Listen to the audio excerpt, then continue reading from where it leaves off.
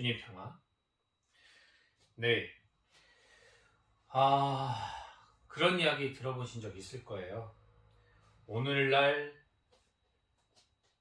한국교회는 배교자들이 세운 교회다. 이런 얘기 들어보신 적 있으신가요? 그 말이 무엇이냐면, 당시 박해시대 때 목숨을 걸고 이 주님을 믿음을 증거하고 순교하신 분들과 그 박해를 피해 숨어든 사람들 혹은 배교한 사람들이 있을 거 아니에요. 그 당시에 만약에 모든 사람이 다 순교의 영광을 얻었다면 믿음을 전파할 사람이 남아있지 않죠. 그러면 지금 오늘날 우리들이 어떻게 신앙생활을 할 수 있었겠어요. 우리들은 그 당시에 박해를 피해 숨어든 그런 신앙인들 혹은 배교를 했다가 다시 회심해서 교회 품으로 돌아온 신앙인들 혹은 아예 그 당시에 그리스도교, 천주교 자체를 부정하고 믿지 않았던 이들의 후손이에요. 그건 분명합니다. 조상 중에 순교자가 있다고 하더라도 그 사람이 나의 부모님은 아니잖아요. 그죠? 어떻게 보면은 정말 다 믿음을 고백하고 순교의 영광을 얻었다면 오늘날 가톨릭이 이렇게 큰 종교가 되진 않았을 겁니다. 어찌 보면 그게 전부는 아니지만 했다가 다시 회심하여 돌아온 이들, 그래서 더욱더 열심히 신앙생활을 하면서 자신의 그 배교했던 그 나약함을 통회하고 더욱더 주님을 선포하고 증거한 이들이 있었기에 이 가톨릭도 더 성장할 수 있는 계기가 될 수 있지 않았을까. 네, 어쨌든 사실 마르코 복음, 복음서 중에 가장 빨리 쓰여진 마르코 복음의 오늘 이 16장 9절에서 15절 사이의 말씀을 보면 정말 담담하게 어떤 대단한 극적인 효과도 없이 담담하게 예수님의 부활 이후의 상황을 전하고 있는데요.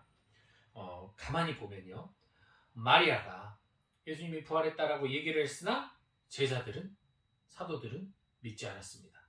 그리고 또 엠마오로 가던 두 제자들이 돌아와서 사도들에게, 이 11명의 사도죠, 예수님을 만났다고 전했으나 여전히 그들은 믿지 않았습니다.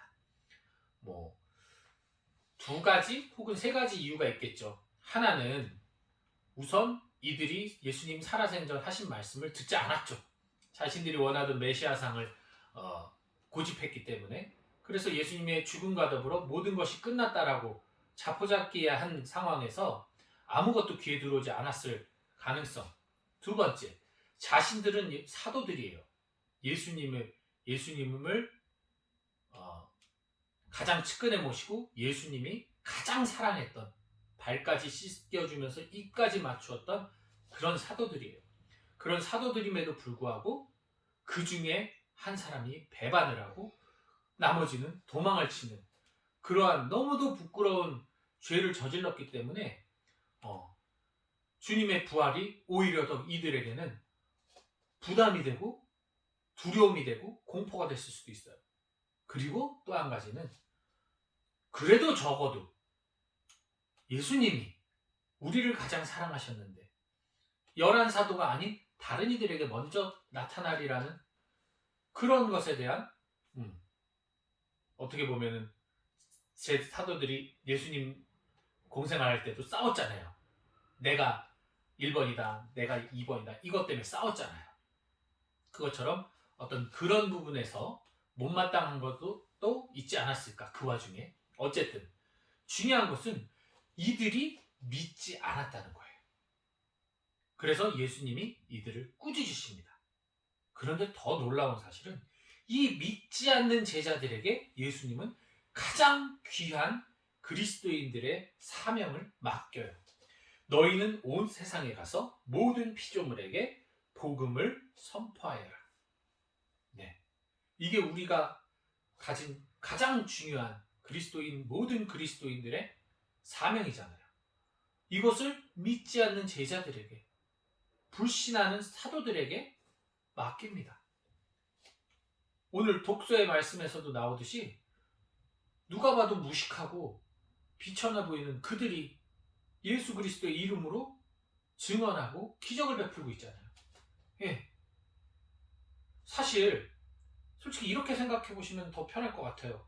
기왕이면 예수님을 정말 믿고 예수님의 십자가를 끝까지 따라가고 예수님과 함께 살면서 정말 예수님을 사랑하면서 예수님밖에 모르는 사람들이 이 명령을 먼저 받아야 되는 거 아니에요? 오늘날로 말한다면 기도도 잘 열심히 하고 정말 열성적이고 정말 하느님에게 나의 모든 걸 내어 맡긴 그런 사람들에게 이 명령이 떨어져야 되는 거 아니에요? 저기서 맨날 주일도 축하면 주일 미사도 빼먹고 여기저기 가서 그리스도인이라기에는 부끄러운 행동들 나태하고 나약하고 연약해가지고 유혹에 쉽게 넘어가고 이런 사람들에게 가장 중요한 명령이 주님의 그 명령이 떨어지는 게 좀 보기 좋지 않지 않습니까?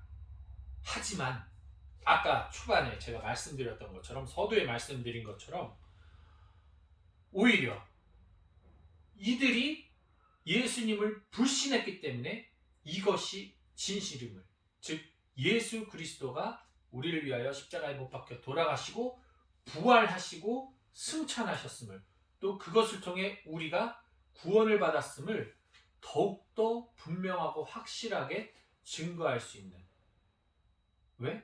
믿지 않던 사람들이 믿었기 때문에요. 사실은 아마 우리는 그리스도인이니까 조금 덜 할 수 있겠지만 하느님을 모르는 사람, 믿지 않는 사람들의 눈에 어떤 사람이 편안하게 보일까요? 자, 거친 옷을 입고 겨울에도 이제 얇은 옷 하나 입고 맨발로 십자가를 지고 가면서 예수를 믿으십시오.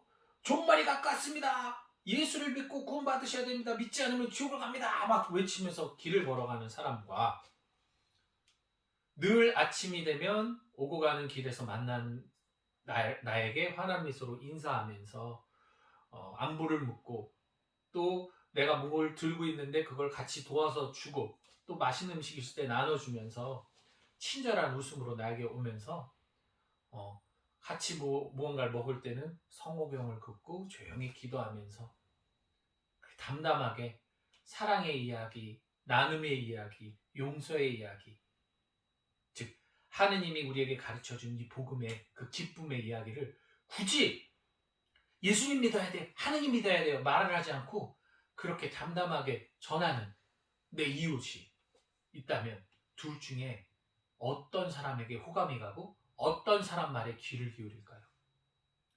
외부인들이 봤을 때 성령 기도에서 막 쥐어 하는 사람들과 조용히 성경을 긋고 기도하는 사람 둘 중에 어떤 사람에게 사람들이 호감을 가질까요? 마음에 위로를 얻고 또 좋은 느낌으로 그들의 말에 경청을 할까요? 바로 그 부분인 겁니다. 믿음은 나를 구원해요.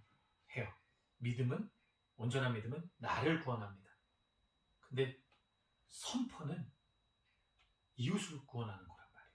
그렇기 때문에 그 이웃에게 맞는 그들의 지금 그릇에 맞는 꼴에 맞는 그런 방향으로 접근을 해야 되는 거예요. 하느님이 그저 신의 위치에서 우리에게 이 구원을 주려고 하셨다면 아마 인간은 그것을 받아들이기 힘들었을 겁니다. 구약에서도 끊임없이 나오죠. 하느님의 능력으로 힘으로 캐리를 했으나 인간은 계속 배반을 하고 하느님 상을 잘못되게 만들고 하잖아요. 그래서 하느님도 우리의 눈높이에 맞추기 위해서 같은 인간이 되셔서 같이 먹고 마시며 살아가시면서 같은 죽음을 당하시면서 우리를 당신에게 이끌으셨단 말이죠. 마찬가지입니다. 기도의 열성, 신앙의 열성은 나를 위해서 채우시고 이웃에게 선포할 땐 이웃에게 맞춰주셔야 돼요. 마치 예수님께서 당신을 불신하던 제자들에게 가장 중요한 사명을 맡긴 것처럼 우리들도 나의 열성으로 이웃에게 복음을 선포하는 것이 아니라 나의 기쁨으로, 감사함으로, 주님께 대한 부끄러움과 죄송함, 또 그것으로 인한 또 기쁨으로 이웃에게 사랑을 실천하는 것, 그것이야말로 우리 그리스도인들의 복음 선포가 아닐까 싶습니다. 오늘 하루 여러분이 만나는 이웃들과 함께 살아가시면서 내가 천주교인임을 은은한 향기로 그리스도의 향기처럼 뿜어내는 그런 하루가 되셨으면 좋겠습니다. 주님 편.